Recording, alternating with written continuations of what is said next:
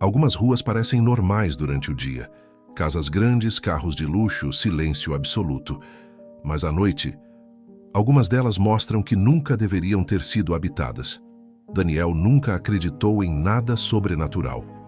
Na adolescência, depois de se meter em problemas na escola, foi obrigado pelo pai a trabalhar como vigia noturno.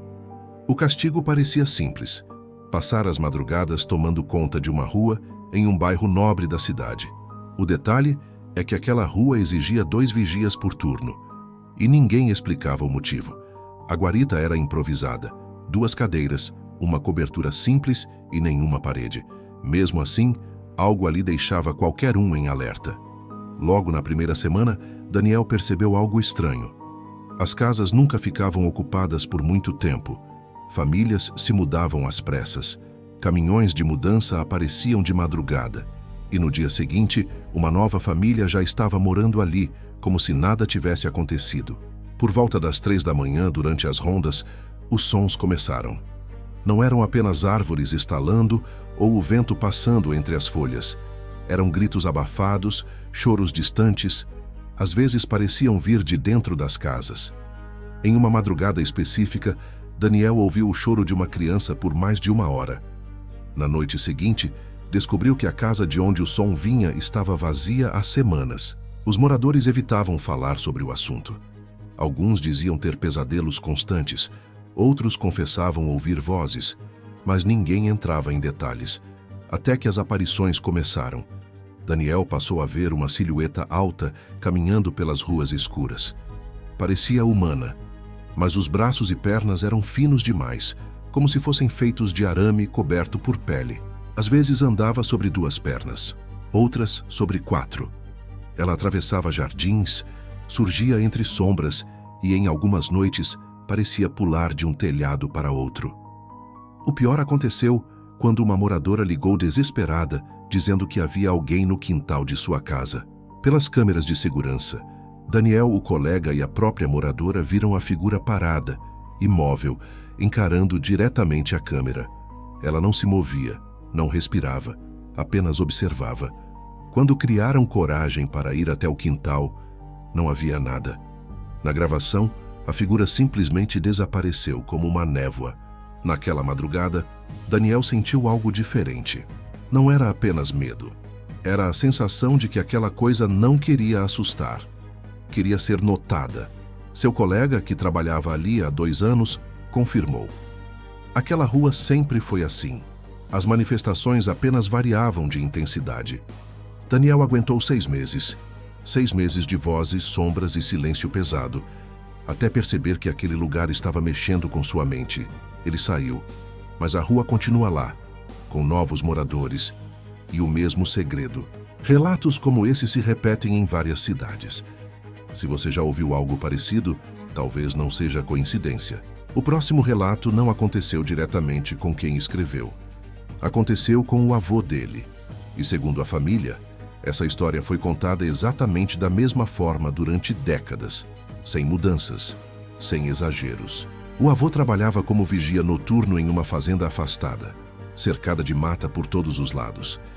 Era um lugar grande, silencioso, daqueles onde a noite parece durar mais do que o normal. O patrão exigia que sempre 2 vigias fizessem a ronda juntos. Naquela época, o parceiro dele se chamava Roberto. Roberto não era uma boa pessoa. Gostava de mandar, de gritar, de mostrar autoridade, principalmente sobre quem era mais fraco. Certa noite, algumas crianças da região entraram escondidas na fazenda para pegar mangas de uma árvore antiga bem no fundo do terreno. Eram crianças pobres. Todo mundo sabia que passavam fome. O avô viu de longe e não se importou. Mas Roberto se importou. Ele correu atrás das crianças, gritando, xingando, e conseguiu alcançar um dos meninos, que devia ter no máximo 9 ou 10 anos. O que aconteceu depois nunca saiu da cabeça do avô. Roberto começou a bater na criança, com cinto, com um pedaço de madeira, chutes, socos. Quando o avô conseguiu chegar, já era tarde. O menino morreu ali mesmo, no chão de terra, com restos de manga ainda nas mãos. A polícia nunca foi chamada. O fazendeiro mandou sumir com o corpo, e tudo foi abafado, como se nada tivesse acontecido. mas a fazenda nunca mais foi a mesma. Algum tempo depois, o avô começou a ouvir passos pequenos durante a madrugada. Passos correndo entre as árvores, como se uma criança ainda estivesse ali, brincando. Um mês depois, numa madrugada silenciosa, os dois estavam sentados perto de um paiol, quando Roberto se levantou de repente. "Você ouviu isso?" ele perguntou. O avô não ouviu nada, mas Roberto insistia, dizia que uma voz de criança chamava por ele. E então, ele seguiu a voz. Entrou sozinho na escuridão da plantação e não voltou. Depois de muito tempo, o avô foi procurá-lo. Chamou. Andou pela fazenda inteira, até chegar perto da mangueira onde tudo tinha começado. Ali ele encontrou Roberto, enforcado, pelos próprios cintos, os olhos abertos, arregalados, congelados em puro pavor. Mas o pior não foi isso. Ao lado da árvore estava o menino, com a mesma roupa, sujas de terra, os olhos fundos e um olhar triste, profundamente triste. O garoto encarou o avô por alguns segundos e então se desfez no ar, como fumaça. Depois daquela noite, a fazenda continuou funcionando, mas nunca mais foi um lugar comum, e o avô nunca mais trabalhou como vigia noturno.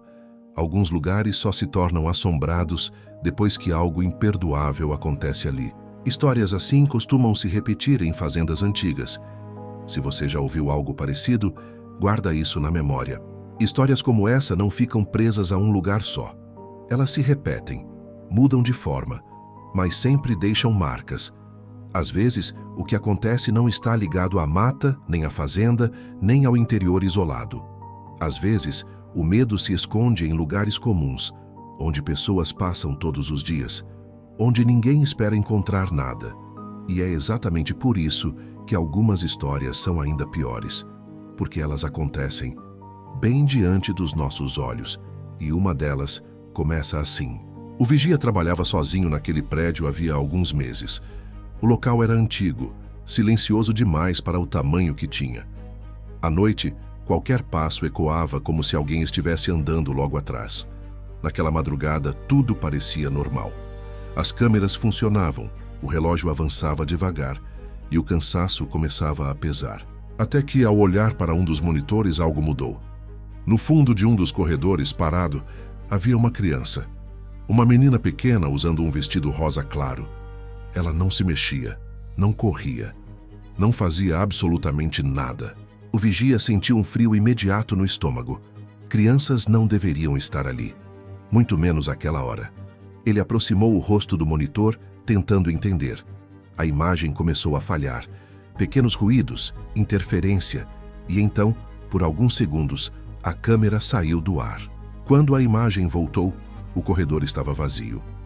Acreditando que alguém tivesse invadido o prédio, o vigia pegou a lanterna e decidiu conferir pessoalmente. Cada passo parecia mais pesado do que o anterior.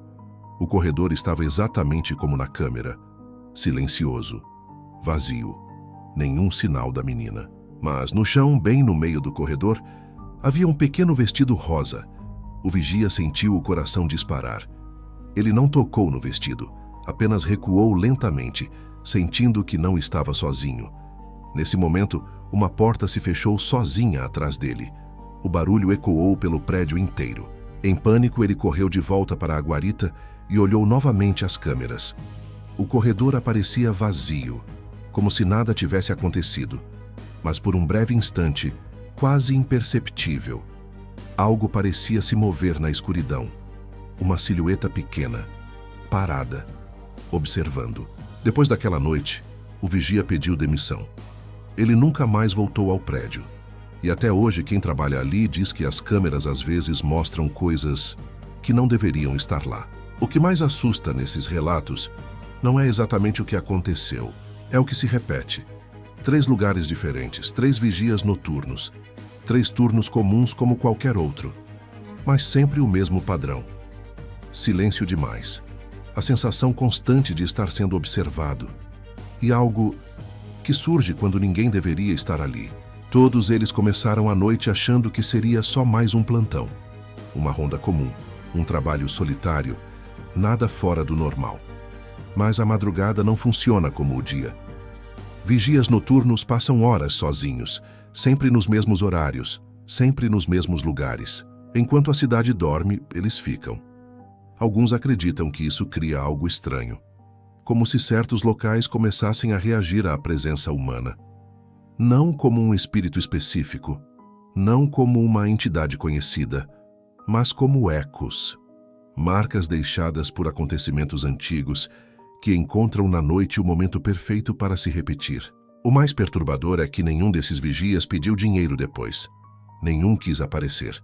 Todos pediram a mesma coisa: nunca mais fazer ronda sozinhos, porque depois da primeira vez eles passaram a ter certeza de algo. Quando a noite cai, nem tudo que anda por aí está vivo, e nem tudo que observa quer ser visto. Se você trabalha à noite, ou já sentiu que algo estava errado durante uma ronda, talvez não seja só coisa da sua cabeça. Algumas histórias só aparecem quando alguém decide vigiar.